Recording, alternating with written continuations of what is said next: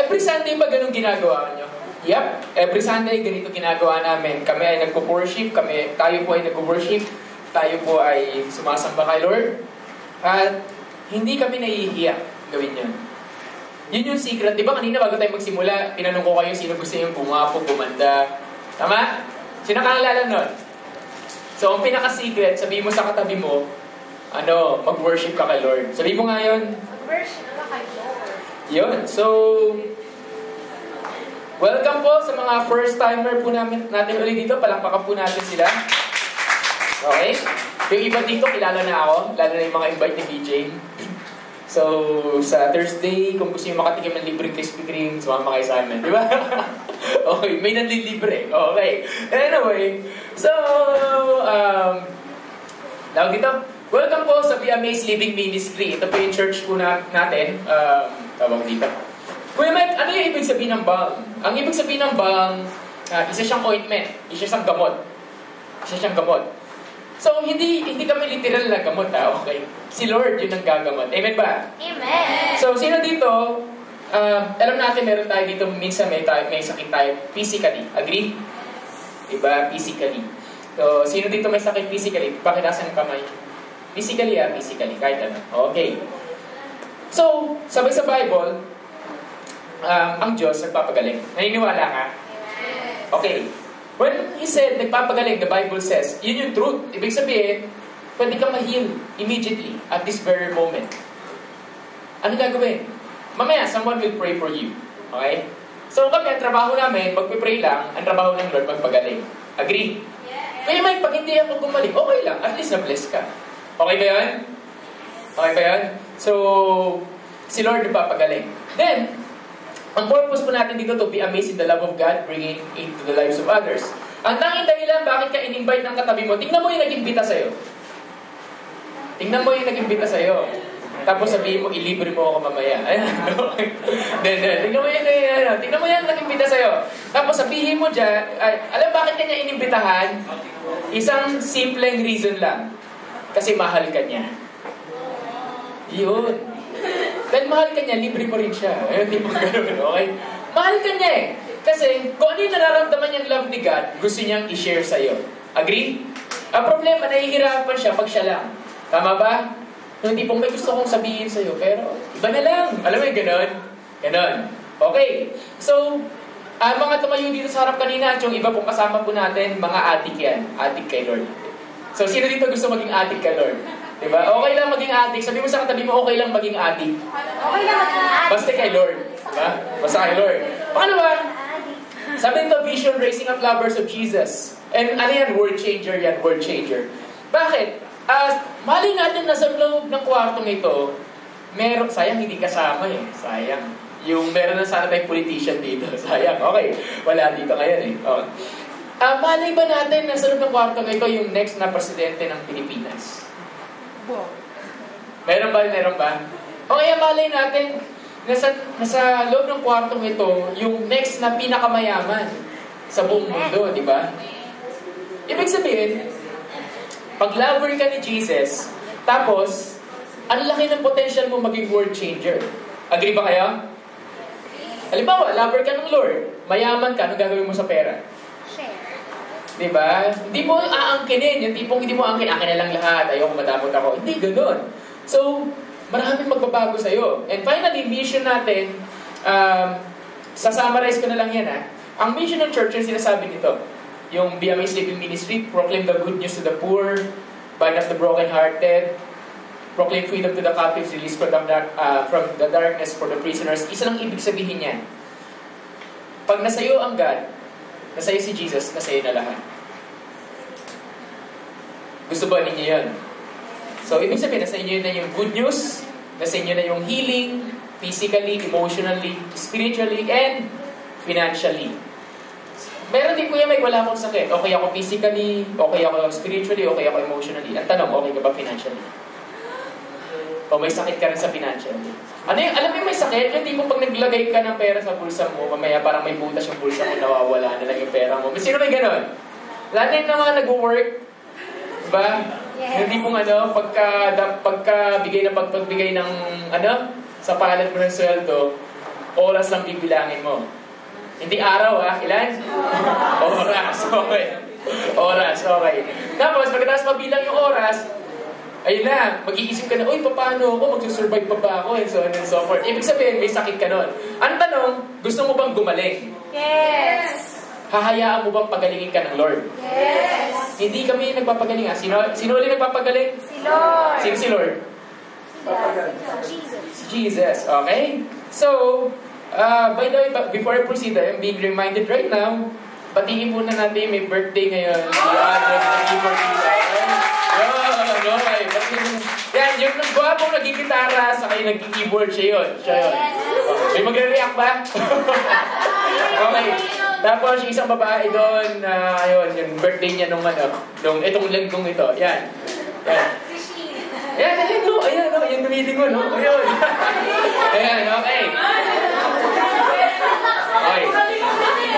Maraming birthday ng March, ha? Tapos next week, ang mag-birthday naman, yung nakita niyo yung bata na nagbi-beatbox dito, saka yung kumakanta na nalilito sa lyrics na nakakalimot. Okay, birthday nilang dalawa.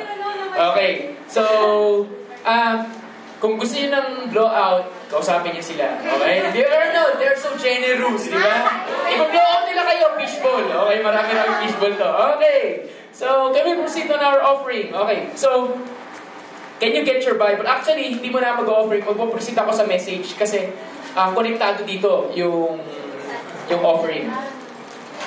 Can you get your Bible? Yes. 1 Samuel chapter 2. Sayang walang whiteboard eh. So, mamaya may makikita kayo magpa-flash dito ng mga PowerPoint. Dapat kasi gamit ako ng whiteboard eh. Wala pala yung whiteboard dito. So sabi ko dun sa ating nasa harapan ng laptop, i-type mo lahat ng sabihin ko. Okay? So, okay. So, para you can take down notes. 1 Samuel, chapter 2.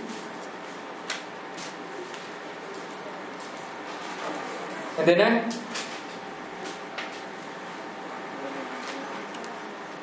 Can I invite everyone? Let's stand as we read the Word of God.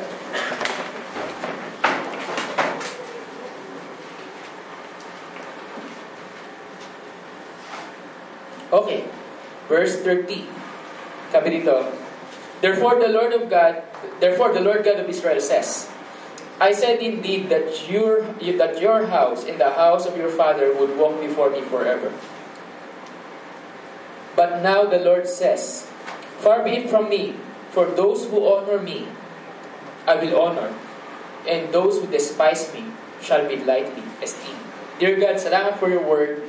Thank you for your word, God, and just teach us this afternoon. Just teach us. Dear Lord, it's about honor. And as we understand it further, may we be able to apply it in our lives. May we be able to apply it, Lord, everywhere we are. Because this word, hindi lang to simpleng salita na spiritual.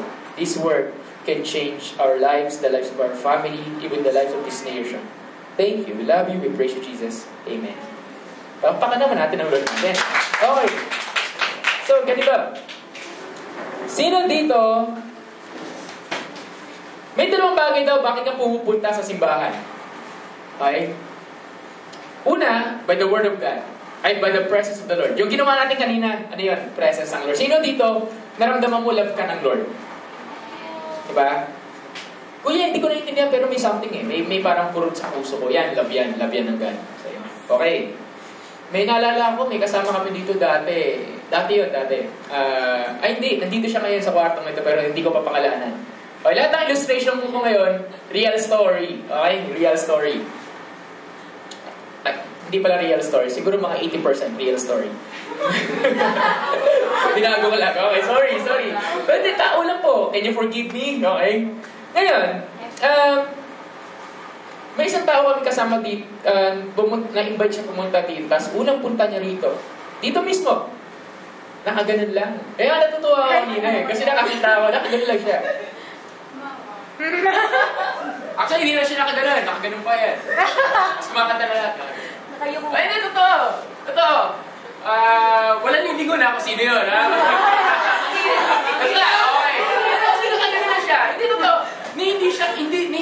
kinakanta yung song. Okay? Wala, as in nakatayo lang yan. The following Sunday, this is real story The following Sunday, kumakanta na. Natuto siya yatang ihugutin yung isang kamay Nakaganon na. Ganyan na yan. Yan. Nakaganyan. Yung isa nakalabas na, then unti-unting kumakanta, sinusundan. Tapos, maya-maya yung paa niya, the next following Sunday, napapansin namin every Sunday nandito siya. Tapos may napapansin kami nagbabago sa kanya. Yung paa niya, minsan gumaganon na. Alam mo yung kumukuya-kuya na siya. Tapos, unti-unting, yung nagbi-beat. Tapos unti-unting gumaganon. Alam mo yung kahit out of sync pa lang din. Gano'n may gano'n.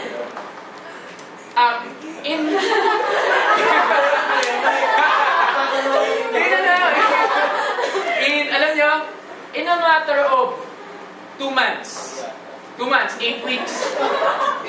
Diba? In a matter of 2 months, 8 weeks, that person, ibang klase na. Talagang kumakanta na. Kasi may video Minsan huli namin sa video. Katapat siya ng video. Rinig na rinig yung boses niya. Alam mo yung overpowered lahat. Andito siya. Ano ibig sabihin nun? Yung presence kasi ng God, nakaka-addict. Alam mo yun? Na kahit ayaw mo, kahit hindi mo alam, kahit nawiwirduhan ka, naging okay ka sa mga nakikita mo, try mo. Tingnan mo. Hindi ka lang ma-addict, mag-enjoy ka pa, magbabago pa buhay mo. Sinong gusto nun? Diba? Kanya may problema ka. Pag nandun ka sa presence ng Lord, iiyak mo yan, okay ka na.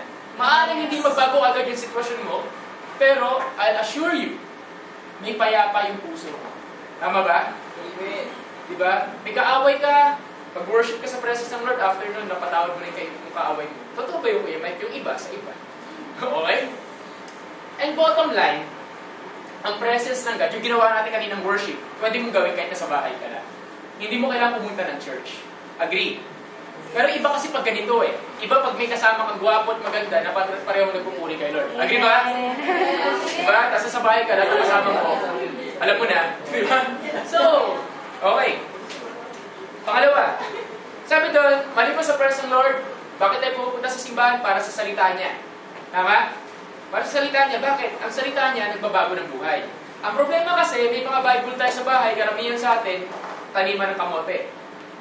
Ano ibig sabihin ng taniman ng kamote? Sobrang alikabok, di ba? May agiw, may sapot. Sino nakakita ng ganun? Tapos ang Bible mo, minsan, nasa altar lang. At hindi nabubuksan. Sino may ganun? Okay. Ngayon, I personally believe the Word of God change lives. Amen? Amen. Kuya, hindi ko naiintindihan. Hindi mo naman kailangan intindihin Basahin mo lang. Magbabago buhay mo. For example, may kaaway ka sa araw na to. Example, hilig ko. Meron ba dito may kaaway? Okay? May kaaway ka sa araw na to Tapos, nagbabasa ka ng Bible.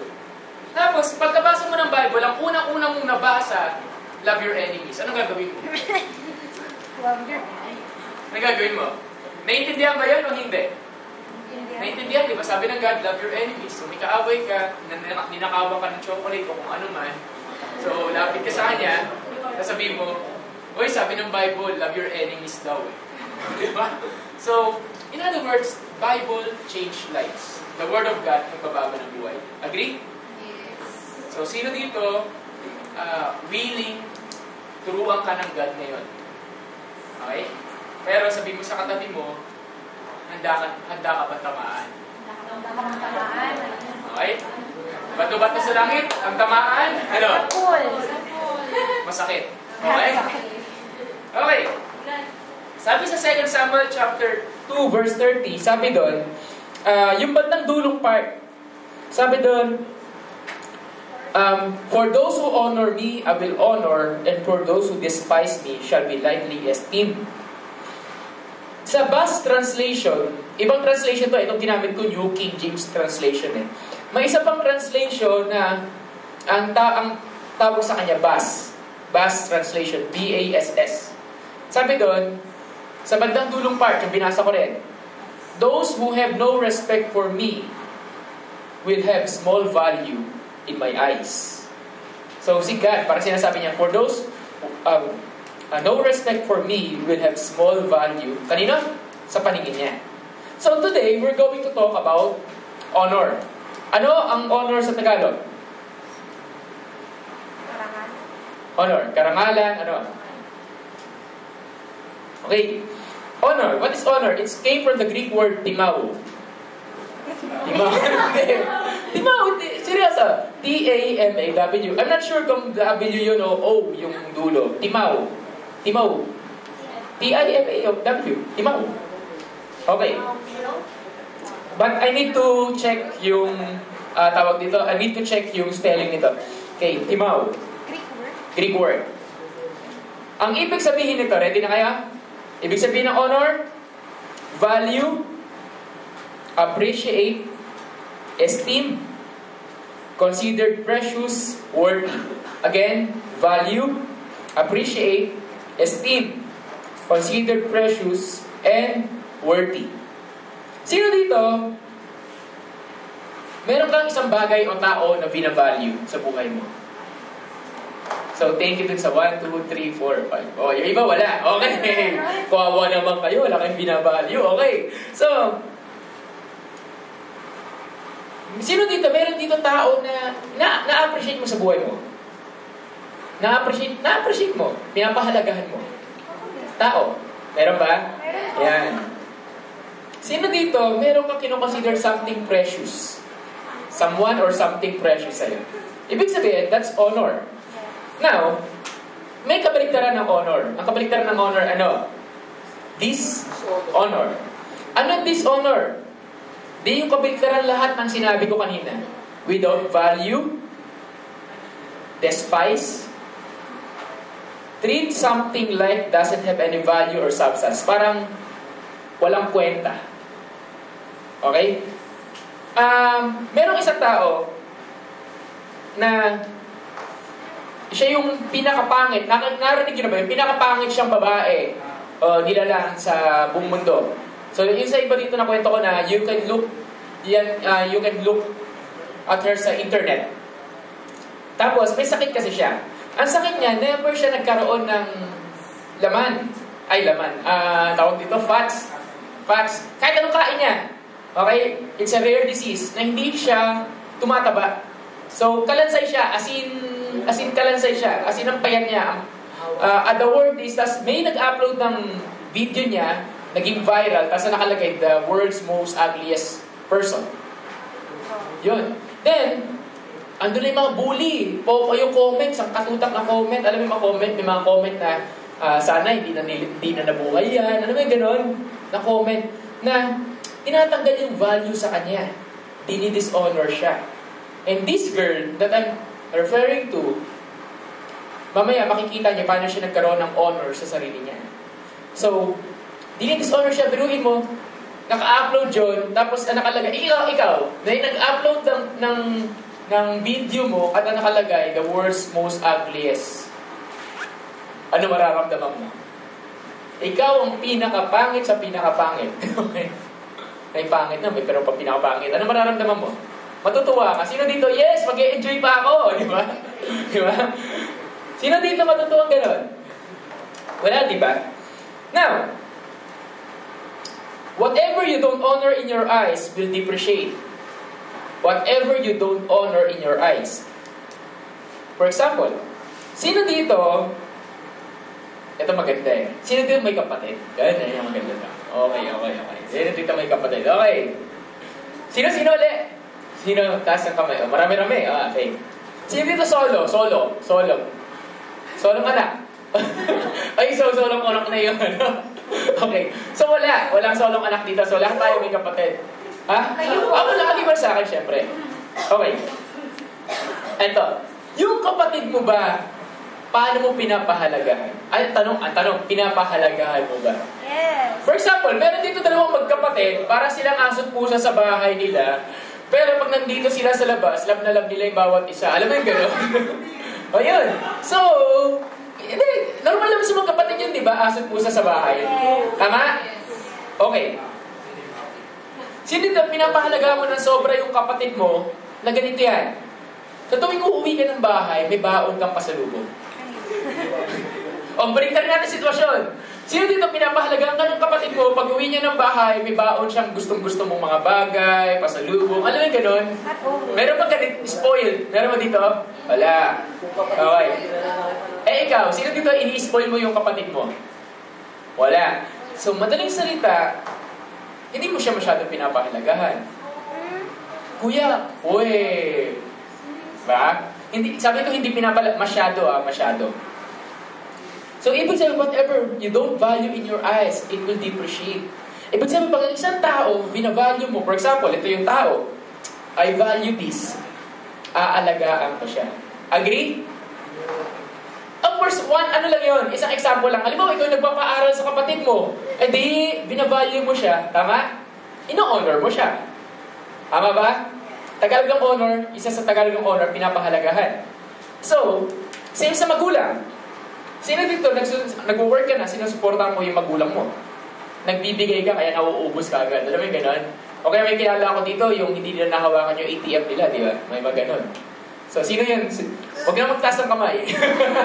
Okay, meron dito. But anyway, ibig sabihin nun, bottom line nun, you value your parents. Amen ba? Agree? You value your parents. Sino dito? You value your parents yan. May gagraduate na dito. Ayun. So, kasi, di ba? Pag umulit ka ng 10, halimbawa, isang taon na lang kulang mo, umulit ka pa 10 taon, ang tanong, do you value ba yung parents mo pag gano'n? Hindi, di ba? So, ibig sabihin, you honor them eh. Ibig sabihin, you do something na ikakagalak nila. Agree? Baliktad natin ang sitwasyon. Bigla kang yumaman o bigla kang nagkaroon ng trabaho tapos kinalimutan mo magulang mo. May ganun. May ganun. Yung mga tao, pag napapanood nyo sa TV, di ba? Alam ko, may mga napapanood kayo ganun. Pag yumaman lang ako, alam mo yung ganun? Pag nakapag-aalis na ako dito, makatapos ng pag-aaral, alis na ako dito, so on and so forth. And kahit yung mga tao may sama ng loob, ganun sila. Ano ngayon nangyayari? Mayaman sila, pero hindi kompleto yung happiness nila. Kasi, dinivalue nila yung isang bagay na mahalaga sa kanila.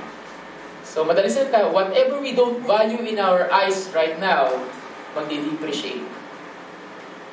Ibig sabihin, parang tulad yan ng nanay ko dati. Before I came to know the Lord, hindi ako lumaki kasama nanay ko. Clear? Okay, hindi ako lumaki kasama nanay ko. So, bilang bata, may gap sa akin. At ang gap na yun, yung pagiging bata. Like, di ba pag bata ka, niyayakap mo na. Sino dito yung mayakap sa nanay niya? Sino dito umahalik sa nanay niya? At sino dito nag-I love you sa nanay niya? Paunti ng paunti. Hindi na to, napansin ko. Napansin paunti ng paunti. Okay. Okay. Ako lalaki ako I came to know yung dumating yung nanay ko, nagkasama kami. Hindi ako lumaki sa kanya eh. So parang nakakailang kung yayakapin mo, sabihan mo ng I love you, tapos lalaki pa ako. Tapos alam mo gano'n, tapos halikan mo parang iyak. Diba? Parang gano'n. Hindi, totoo. Honest yun. It's my testimony. Iyak, parang okay na yan. Sige ma, okay, thank you. Okay din, thank you. Alam mo yung gano'n? That's how I show my value and appreciation for her before. Then I came to know the Lord, binigay isang araw, may nag-impita sa aking babae, tapos to make the story short, binigay ko yung buhay ko kay Jesus, kaya po ako nasa harapan po niyo. After 1 month, isang araw pagkagising ng nanay ko, at isang araw pagkagising ko rin, hindi ko alam anong pumasok sa puso ko, at bigla lumapit ako sa nanay ko, bigla ako siyang hiyakap, bigla ako siyang hinalikan, at bigla ako sinabihan, Ma, I love you. That day, anong response ng nanay ko? Wala lang. Hindi totoo. Bakit? Because, nung hindi pa, I don't know the Lord, nung hindi ko pa kilala si Jesus, nung wala pa yung buhay ko kay Jesus, I don't value her. So, mag-e-expect ba ako magre-respond siya sa akin ng I love you back? Of course not. Kasi, nag-depreciate siya sa mata ko eh. So, the same thing with her. Nag-depreciate din ako sa mata niya. That's how it works. Tama? Sino dito sinabihan ka ng magulang mo, mahal ka niya? Nang wala lang. Sino dito sinabihan mo magulang mo nang mahal mo siya, nang wala kang hihingin, ha? Alam mo yung gano'n? Mahal mo, mahal kita, pero pahingin ito, ha? Gano'n. Okay, sino dito gano'n? Honestly, guess what? Lagi kong ginagawa yun. Every time aalis yung nanay ko, niyayakap ko siya, hinahalikan ko siya sa pisngi, sinabihan ko siya, I love you. Lalaki ako.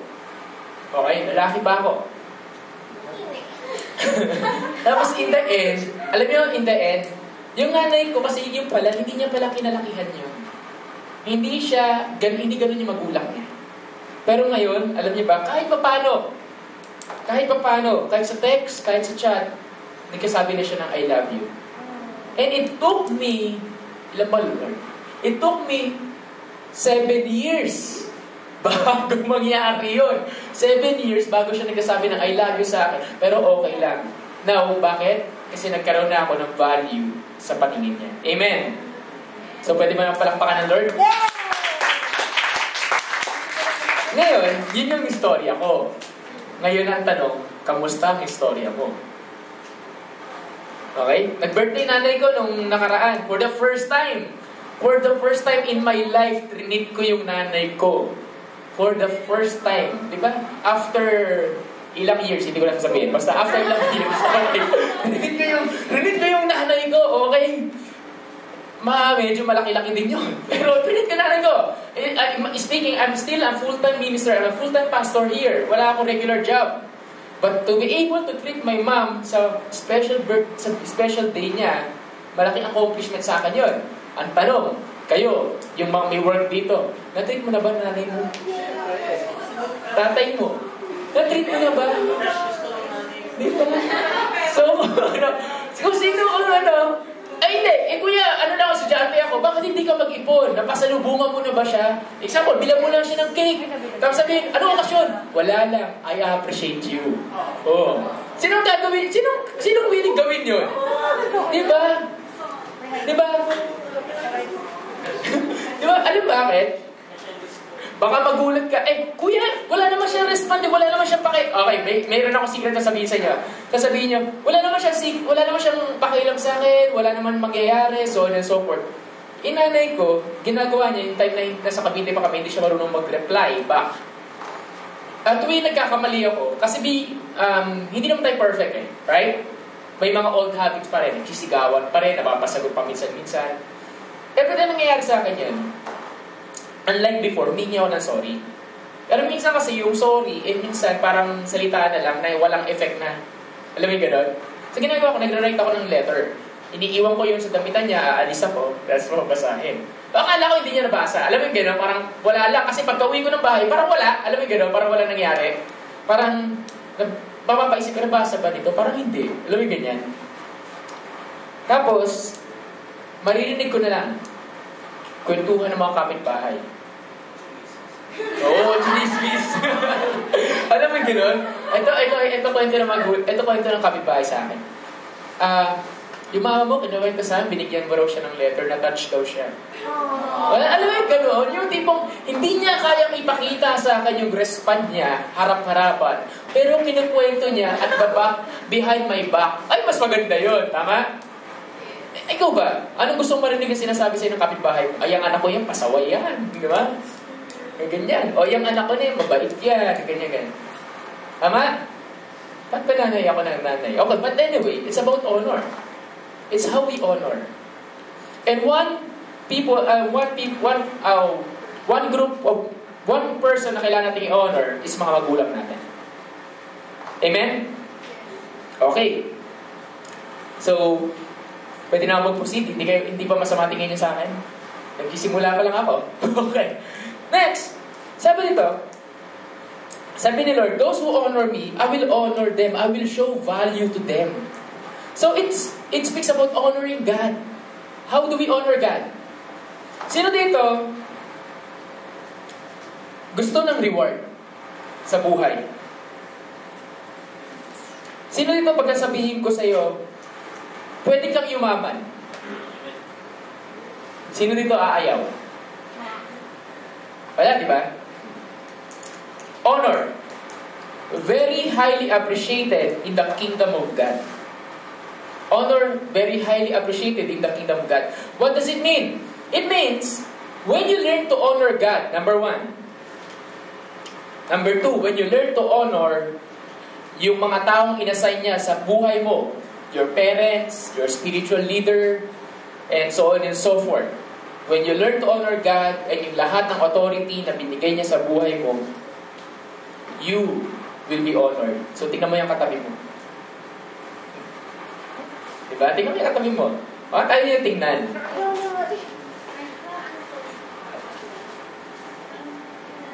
Alam niyo bakit? Ang Lord mahilig mag-reward. Ang God mahilig mag-reward. As in, mahilig siya mag-reward ng lahat ng tao na sumusunod sa Kanya. Alam niyo ba yun? Nasa Bible yun. Tapos, ang Lord kasi, ang honor, isang parang ang tawag ito, isang hindi simpleng salita sa Kanya, isang napakahalagang salita, yung salitang honor. Dumating sa time na itong simbahan na to, sasabihin ko na po sa inyo, dumating sa time na itong simbahan na to, na-shake kami, at yung unang-unang bagay na tinira sa amin, yung honor. Pag-honor. Ano yung honor, Kuya Mike? Ano yung honor? Ibig sabihin, value. Ibig sabihin na wala ng value yung tingin sa bawat isa dito. For example, sino dito, masaya ka pag pinag-uusapan ka habang nakatalikod ka? Depende ko sabi. Hindi. Negative. Siyempre, negative, di ba? Sino dito natutuwa ka pa? Uy, sige, pag-usapan niyo pa ako. Ganon. Sino ganon dito? Wala, di ba? When we speak at the back of someone na hindi naman siya present, kahit sabihin natin, truth yung sinasabi natin. Na, ay, alam mo, itong tao na ito, ganito, ganyan. Alam mo ganon? That's dishonor. That's devaluing. Bakit? May isang tao nagsabi sa akin na ayaw niyang pinag-uusapan siya habang wala siya. Kasi how that person can defend himself or herself. Right? So, sabi mo sa katabi mo, wag mo akong don't speak behind my back. Ayan.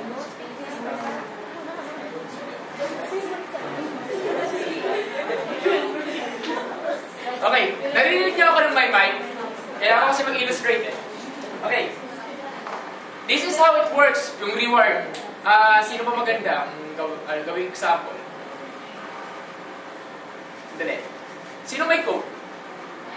Code. Ako, meron ako. Meron ng code mo? Okay. Si Anjo na lang, kasi birthday boy eh. Birthday boy eh. Halika dito. So, ito yung code ni Christopher.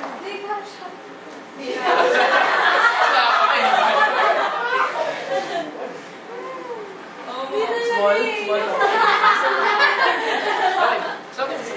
Okay. Ay, small ba? Ay, ano mo lang? Ganyan mo lang. Hindi. Hindi ka mo bumode. Okay, minsan lang.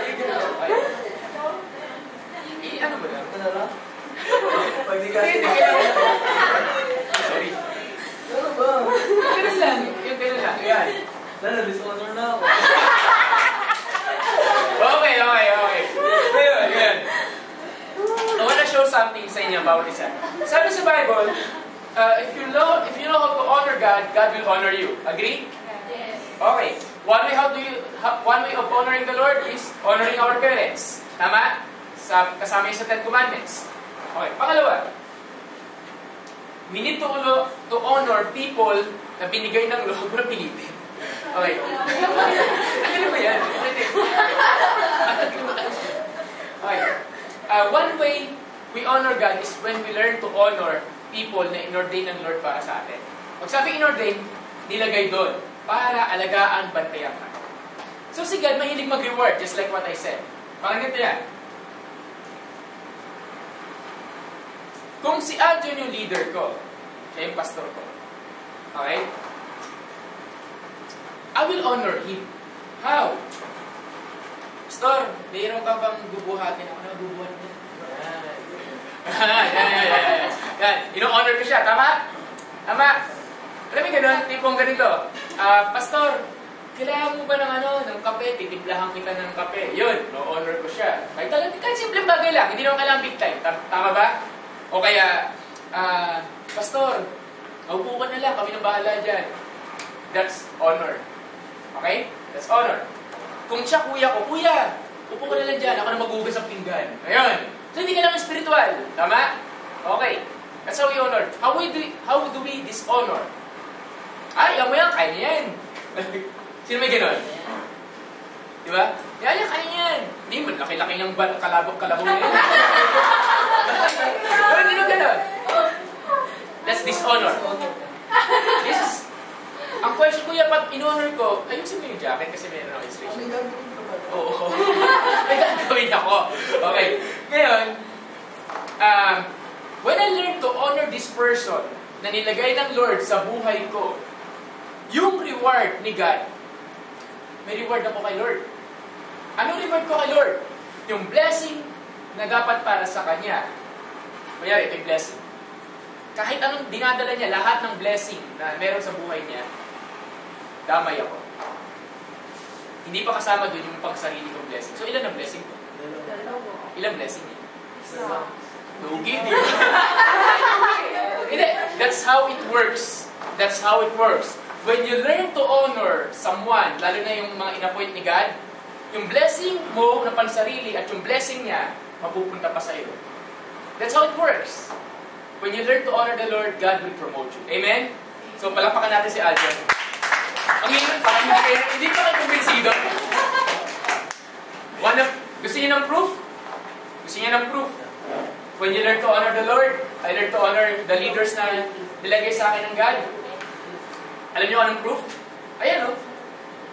Yung pinagtatay pa ni Rachel. Ayan, proof yan. Dumating ng January. Sino gusto ng laptop? Libre. Oh, sabi mo sa katabi mo, learn to honor. Oh, learn to honor. Ano yung ibig sabihin? Kuya Mike, paano mo? Ano ginawa mo? Wala lang. Kinuwento ko lang yung lahat ng magagandang bagay na ginawa sa akin ng mga leaders ko. I honor them. That's how we honor people. How you honor parents, yung parents mo, kwento mo lahat ng magagandang bagay na ginagawa nila para sa'yo. Agree? Sinong game? Sinong may natututunan? At sinong tinatamaan? Okay. Now, write this down. Simple na naman kasi message eh. There's power in honor. Write this down. Point number 1. As a believer, we can give God or other people out of need. As a person, we are need-oriented. Alam niyo ba ganun? Ganun tayo. Pag merong may kailangan, anong respond natin? Tayo ba yung klase ng tao na hayaan mo siya, wala akong pakialam sa kanya, ganyan. O ikaw yung klase ng tao na pag may kailangan, may pangangailangan, nagre-respond ka doon sa need, lalo na pag ang tawag dito, kakilala mo, kaibigan, kapamilya mo, yung may kailangan. Right? We are need-oriented. We are needs-oriented people. Kasi ganun tayo trinate ng God eh. That we need someone. Agree? Sino dito, may kailangan yung kapatid mo, na pang-tuition o kung ano man, and ikaw bilang babae na kapatid, magre-respond ka sa need. Sinong ganun dito? Walang ganun? Wala ditong nagre-respond sa need ng kapatid niya? Oo. Ba't wala nagkakasang kamay? Hindi, mga simpleng bagay. Sino dito, merong need ng parents mo, nagre-respond ka sa need ng parents mo. Kung kaya mo. Kung kaya mo. So, nakakaintindi na. So, lahat tayo ay needs-oriented people. So, we can give out of need. Pag sinabi we can give out of need, pakuha ng offering box.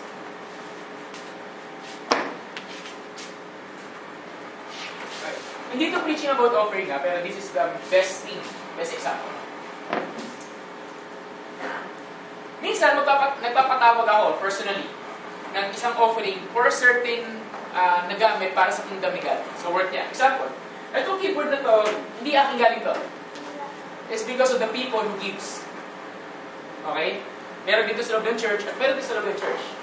Hindi namin naisip na, nung lumipat kami dito, hindi namin naisip na tawag doon, in the second month of 2015, magkakaroon kami ng projector. Magmamayari ng church yan. Pero hindi rin ako lang yung nagbayad dyan. Lahat kami. May tao dito sa loob ng church, mayroon din sa labas. In other words, we give kasi mayroong need. Tama? Sino nakakaigid eh? Halimbawa, okay, let's have a contribution para sa pang-anniversary natin. Sino magbibigay? Ako. Wala. O sige, baliktad natin. Let's have a contribution para sa pang-birthday ni Aljon. Sino magbibigay? Bakit? Diba? Okay. Kasi, hindi niya need eh. Tama? Hindi niya need yun.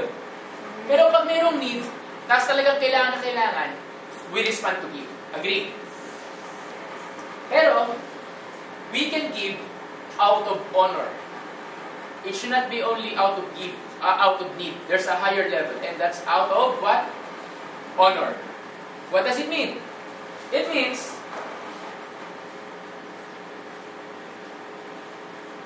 yung sinabi ko, Aljon, tayo ka ulit. Hiramit ulit kita. Happy birthday. Ganun patawag ako ng heaven offering power for the keyboard, for the projector, may mga nag-respond. So, out of need, tama? Si Aljon, nakikita niyo yung katawan. Kita niyo? Mukhang nagugutom ba? Mukhang ayos naman, di ba? Okay. Do you think meron siyang kailangan? Hindi, tingnan mo. Tissue daw. Okay. Now, tingnan mo to. Kasi birthday mo eh. Lulubasin na kita. Hirap mag-birthday. Pag magpapatawag ako ng special offering for Aljon, will you give? Yes. Isa lang. Aljon, lapitan mo yan. Okay, isa lang. Okay, bakit? Kasi hindi niya kailangan eh. Tama? Hindi niya kailangan. May pera to eh. May trabaho to. Tama? Okay. Pero, because I honor Aljon, kunyari siya yung leader ko, I honor him, I will give something. O, John, pang ano mo to? Pang ano mo na, bahala ka na, di ba? Pang fishbowl mo, and so on and so forth. Because I honor him. Hindi ko kailangan magbigay sa kanya kasi may kailangan niya eh. Gusto ko lang magbigay kasi gusto ko. Gets? Gusto ko magbigay kasi mahal ko siya. Gets? Gusto ko magbigay kasi mahalaga siya sa buhay ko. Tama? Hindi ko kailangan siya regaluhan ng kotse kasi kailangan niya ng kotse. Regaluhan ko siya ng kotse, kotse-kotse yung maliit. Kasi nagagas niyo? So palakpakan naman natin si Aljon. Nakikilala niyo na, okay. So, bottom line is, yung parents mo, hindi naman kailangan eh. Minsan nagbibigay tayo kasi kailangan nila. Pero ikaw, kailangan ka magbibigay sa kanila na hindi kanila hinihingan. Ama? What does it mean? Ibig sabihin, when you give, because hindi lang dahil sa kailangan, kasi pinapahalaga mo siya, na-appreciate mo itong tao na to, and that's giving out of honor. And because you're doing that, God will bless you. Amen? Ibig sabihin, sabi ng Lord, for those who honor Him, He will honor them. So, ang tanong, anong klaseng giving ginagawa mo? Are you giving out of need? Or are you giving out of honor? Sino may natutunan? Sige nga, palapakan natin ang Lord natin. Okay, next. Second point. 3 points na naman to. Second point. Okay. You can give out of need or out of purpose. It's still part ng honor. Anong out of purpose? Ibig sabihin, sometimes pumupunta tayo sa simbahan kasi may kailangan tayo. Tama? Kailangan natin ng prayer, kailangan natin ng encouragement, kailangan natin ito, kailangan ito, kailangan ito, kailangan natin ito. May problema ako, kailangan ko ibaba kay Lord. Lahat yun, okay naman yun. Okay yun, lahat. Tama? Okay lahat yun. Pero, what if baguhin natin yung mindset natin? Pupunta tayo ng church kasi may purpose. Anong purpose nun? Purpose mo is, gusto kong maging blessing. Sino nakapag-isip ng ganun? Lalo na yung mga matatagal na. Pupunta ako ng simbahan kasi gusto kong dalawang klase kasi ang Kristiyano. Yung pagpalain mo ako at ako yung magpapala ng iba. Ano kasi dalawa? Ikaw yung taker o ikaw yung giver? Ano kasi dalawa? Sino gusto ng blessing? Konti. Ay, tayo paano tanong. Sino gusto maging blessing? Kaya mas marami-rami. Paano yung iba? Neutral. Minsan blessing. Minsan ano. So, ibig sabihin, dapat lahat tayo magkaroon tayo ng purpose. Na hindi lang natin ginagawa yung isang bagay kasi kailangan. Ginagawa natin yung isang bagay kasi may dahilan. Agree? Bukas papasok kayo sa office niyo ulit. Ba't ka papasok? Kasi kailangan mo sumweldo. Bukas papasok ka sa eskwelahan mo. Ba't papasok ka? Kasi kailangan mo tapusin yung requirements mo and so on and so forth. What if put a purpose on it? Napapasok ka doon kasi ito yung pinakasimple bahala na kayo mag-isip ng iba. Kasi gusto mo lang maging blessing. Pwede ba yun? Like sa isang tao lang. How about na make a challenge this afternoon? Every day na ginawa ng Lord sa buhay mo, bigyan mo ng purpose. Kahit isang bagay, gawa ka ng isang bagay na magiging blessing ka sa isang tao. Kilala mo o hindi kilala. Game? Sinong willing gawin yon? Isang tao lang. Kuya Mike, paano ako magiging blessing? Ayan yung problema mo. Pwedeng simpleng sabihin mo, halimbawa, yung magkapatid dito na kanina pa nakatingin sa akin. Sabihin bigla ni Rose kay Rachel, ate, treat kita. Nox. O gano'n. Tuwa-tuwa ka na, di ba? Tipo gano'n. Biglang sabihin dito nabilis na lang kasi sa tao dito ng isang araw. Dapat nagkaroon kami ng voice meeting. Tapos, nasa McDonald's na kami. Wala kami mga pera nung panahon na yun. Naubusan. Then there's someone na may kasama kami. Then itong tao na ito biglang nag-imbita. Nag-level up. Naging blessing. At ang sabi niya, Lika, Pizza Hut tayo. So, yung boys group namin, nauwi kami saan? Sa Pizza Hut. Last Thursday, may Bible study kami. May someone na willing mag-sacrifice. Diba? May someone willing mag-sacrifice. May kape kami, may donut kami. Magkano sa Krispy Kreme? Ilan pa kami nun? Hindi, honestly. Ano ibig sabihin nun? Because that person wants to become what? A blessing. Mahirap pa maging blessing, Kuya Mike? Mahirap kung hindi mo puso. Pero kung if you want to honor someone, sabi mo sa katabi mo, maging blessing ka. O bakit tumatahimik kayo pagdating sa bagay na to? Okay. Last point. Sinong may natututunan dito? Amen. Hindi, mag-ina ng email nyo, parang hindi. Sino may natutunan sa inyo? Amen.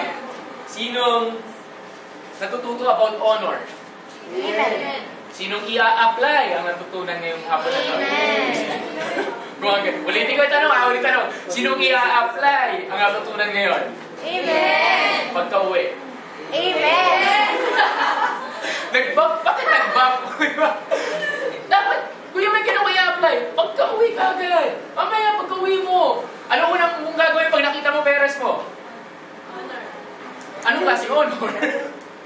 Mag-bless. Magbe-bless. Yakapin mo.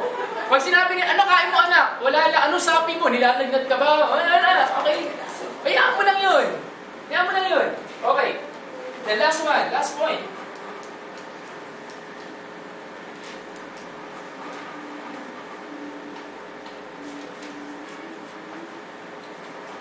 Second John. Second, pakibuksan yung Bible. Second John.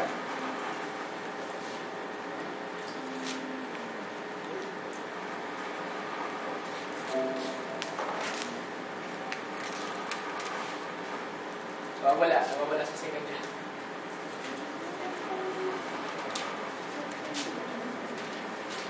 May John, kasi may first, second, Second John. Okay. Sabi ito, verse 1. Chapter 1, verse 8. Isa lang naman chapter yan eh. So verse 8. Sabi ito, look to yourselves that we do not lose those things we work for, that we may receive what? What? Full reward. Ang Lord ba pag nag-reward, ano nakalagay dito? No reward? Partial? Full. Ano ibig sabihin ng full? Buo. Ibig sabihin, walang kulang. Agree? So, pag si God, nag-reward pala, buong buo. Ibig sabihin, yung sinasabi ko dito kanina na yung 4 na bagay na may sakit sa'yo, kayang pagalingin ng Lord yun. Ibig sabihin, pag bless ka ng Lord, ito paniwala ko eh. Pag nag-bless ng God sa isang tao na sumusunod sa Kanya, hindi lang spiritual. Kasama emosyonal, kasama physical, kasama intellectual, at kasama financial. Dapat 5. Hindi isang area lang ang binibless ng God. Yun ang paniwala ko. Okay? Kaya kaya ko magturo paano ka yumaman, madali lang. Ang tanong, pag yumaman ka ba, anong gagawin mo sa pera? Hindi, totoo yun. Kaya ko magturo nun. Biblical principles, practical principles, kaya-kaya. Pero hindi ko siya ginagawa. Bakit? Kasi pag tinuro mo, in-apply mo sa buhay mo, yayaman ka, pero pag hindi buo yung character mo, mababaliwala. Agree? Now, sabi dito, when God bless you, He will bless you in a full reward. So, when you honor someone, when you honor the Lord, God will bless you. Ang pinaka-best na honor, na blessing, dahil natuto ko mag-honor ng leaders ko, alam niyo ano? Hindi material na bagay, kundi emotional na bagay. Yung nakita ko, uli yung tatay ko, after 21 years, nag-reconcile kami ng father ko. That's the biggest blessing, that's the best blessing na nangyari sa buhay ko. It's a miracle. Ikaw, may blessing ba ang Lord sa'yo? Kung ang buhay mo, paikot-ikot na lang, at sasabihin mo sa'yo, Kuya Meg, bakit parang paulit-ulit na lang, parang lagi may problema, gusto masira tong pattern na to. Sino nakaka-experience ng gano'n? Na paikot-ikot na lang, parang wala nang bago, at gusto mo masira yung ma-break yung routine na yun. Tatanungin kita, baka may nadi-dishonor ka. Baka may nadi-dishonor ka na dapat hindi mo i-dishonor. Sino dapat ino-honor natin? Sino number 1? God. Number 2? Sino number 3? Authority. And finally, Matthew chapter 6.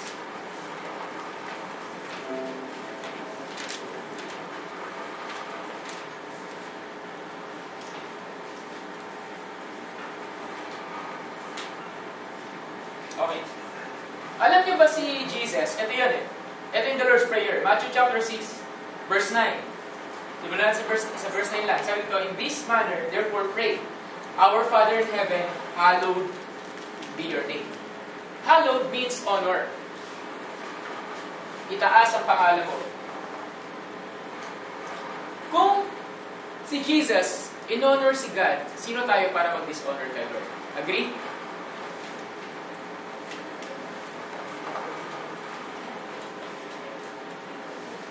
Sino may natutunan? Hihina. Sino may natutunan? Wala, mahina pa rin. Sino may natutunan? Amen. Okay. I'll end with this.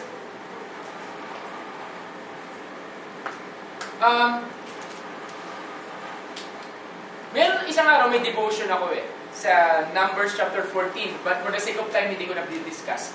Basahin nyo na lang pagdating sa Bible. Sa bahay. Okay lang ba? Numbers chapter 14. Pinag-aaralan ko siya.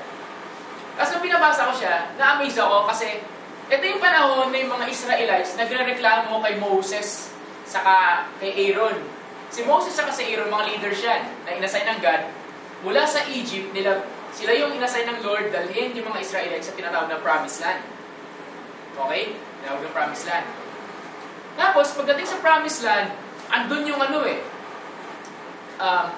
may pinadala silang 12 espiya.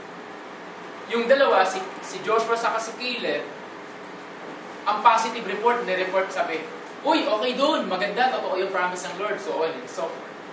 Okay, ilang espiya pinadala? 12. Ilang nag-report ng positive? 2. Ang ginawa ng 10, totoo na yung sinasabi nila. Pero, mamamatay lang tayo doon. Igante doon, gagawin lang tayo para tayong tipaklong, gagawin lang tayong palaman, alam mo ganyan. Ganun, totoo yun. So yung 10, kasi mas nakakarami sila, yung buong Israel, natakot. So instead of stepping forward, entering the promised land, they stopped. At nagrally sila, nagreklamo sila against Moses and Aaron. At ang sabi, pabasahin niyo yung Bible na yun, nasa Bible yun, ang sabi doon, wala na bang libingan sa Egypt at dito mo kami dinala at gusto mo kami mamatay? So, kanino sila nagreklamo? Tapos, gumawa sabi nila, mag-assign na tayo ng bagong leader, balik na tayo sa Egypt. Alam mo gano'n? They're having a complaint against the authoritative figure. Hindi sila kontento. Akala kasi nila pinapabayaan sila. Now, nag-respond si God. Sumagot si God. Nasa Bible yun, Numbers chapter 14. Alam niyo kung sagot ng Lord? Why you keep rejecting me? Sabi ng God, why you keep rejecting who? Me. Sino si me? Kanino pa nagre-reklamo yung mga Israel? Kay God ba? Kanino? Bakit sinabi ni God, why you keep rejecting me? Alam niyo bakit? Moses and Aaron, sila ang inassign ng Lord para i-lead yung mga Israel papunta saan? Sa lupang pangako. Dahil inassign sila ng Lord, ibig sabihin, walang karapatan ang mga taga-Israel magreklamo kina Moses sa Aaron. Clear? Kasi pag nagreklamo sila, hindi sila nagreklamo lang kina Moses at Aaron. Kanino sila mismo nagreklamo? Kay God. And the bottom line, lahat ng reklamador, hindi nakamasok ng promised land. Ano ibig sabihin ng Kuya Mike? Sometimes we keep complaining, parang ako yan eh. I keep complaining about my leaders. Bakit kailangan ko i-give up to? Bakit kailangan ko isuko to? Bakit kailangan nito? Bakit ito? And so on and so forth. Hindi ko alam, by doing that, din-dishonor ko na yung leader ko. In the end, when you learn to dishonor your leaders, you will be like those Israelites, paikot-ikot na lang. Parang wala nangyayari. I've been doing Bible studies. I've been doing Bible studies doon, papunta rito, papunta dyan, para wala nangyayari. When I start to learn to honor my leaders, the moment I learn to start to honor my leaders, nagkaroon ng purpose at direction ng buhay ko. In other words, Kuya, are you speaking about spiritual lang? No. I'm speaking about everything. About your family, about your spiritual na buhay, about your work. When you learn to honor the authority figures in your life, whoever they are, then magkakaroon ng direksyon ang buhay. Sinong gusto nun? So, as we end today, are you willing to live a life of honor? Gusto mo bang one day, i-honor ka rin ng mga tao? Ano gusto mo? I-honor ka ng tao o i-dishonor ka ng tao? Honor. You want to be honored? You want to be honored one day? O sino dito gusto mo habang buhay ka, ino-honor ka na ng tao? Amen. O mas gusto mo patay ka na bago ka nila i-honor? Oy, pwede bang bigyan ng honor yung... Oo naman. Pero ano mas gusto mo? Yung buhay ka o yung patay ka na? Lahat ng gustong buhay dito, taas ang kamay. Then, can I invite you to stand as we pray?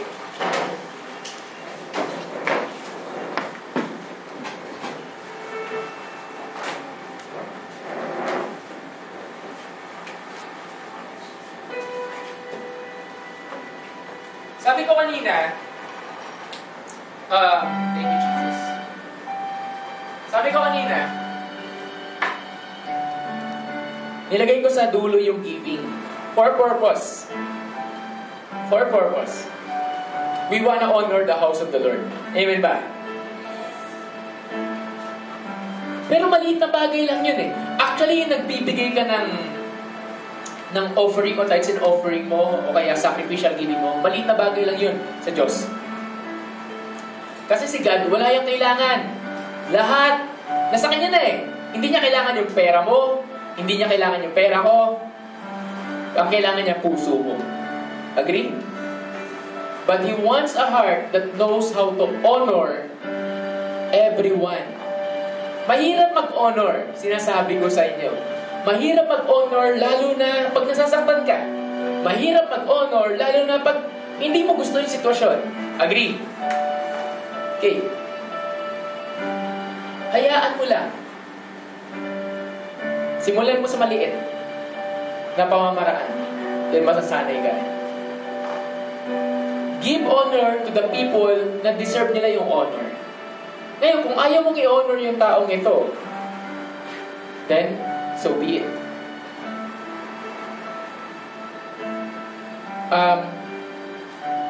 I know someone. I heard a story na yung maliban doon sa babae na kanina na ugliest person. That person learned to honor herself. How? She started hindi niya nang pinapakinggan yung mga sinasabi ng mga tao na kapaligid sa kanya. She just started believing kung ano sinasabi ng Lord sa buhay niya. Then, nagbago yung perspective. But how will you honor someone na inabuso ka? How will you honor someone na inabuso ka verbally, emotionally, physically, and so on and so forth? How will you honor someone na inaaway ka? How will you honor someone na